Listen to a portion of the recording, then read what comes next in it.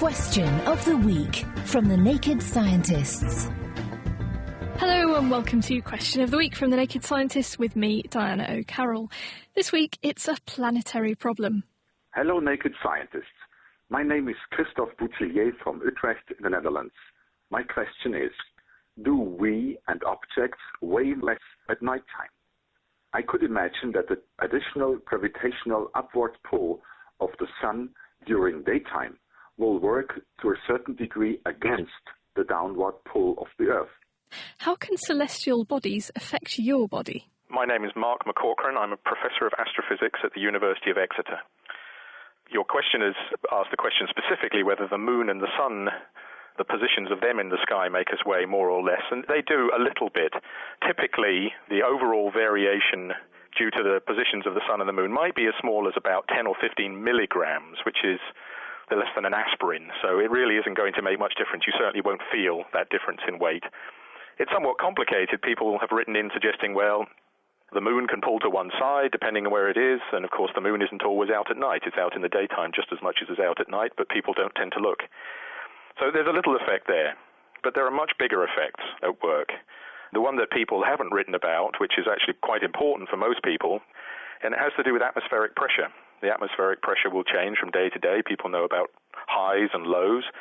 And a typical change during a night as a high-pressure zone moves into a low-pressure zone might actually change the weight of a person by as much as 6 grams. So not 10 or 15 milligrams, but 6 grams, which is the weight of a pencil, for example.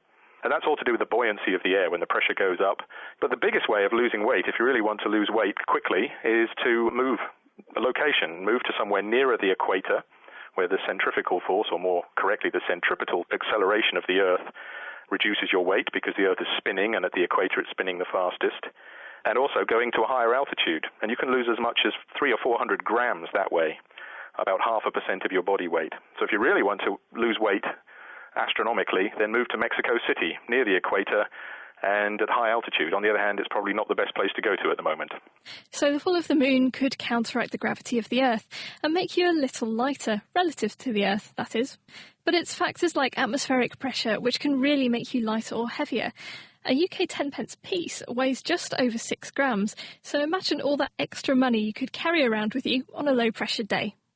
And on the forum, RD said that the best time to attend a Weight Watchers meeting would be during a solar eclipse. Jay Petrocelli added that during the night, the sun can pull the Earth away from you ever so slightly, making you a little bit lighter. And from lightening the load to flying it, and next week's question. Hello, I'm Dave from Essex, and this is my question. Can you do aircraft manoeuvres like a loop-the-loop or a barrel roll in Airbus A380s and Boeing 747s?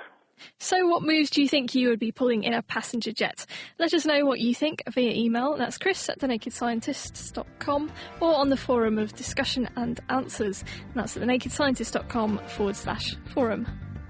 Question of the Week is part of the Naked Scientists podcast and supported by the EPSRC, the Wellcome Trust and UK Fast. Look us up online at nakedscientists.com.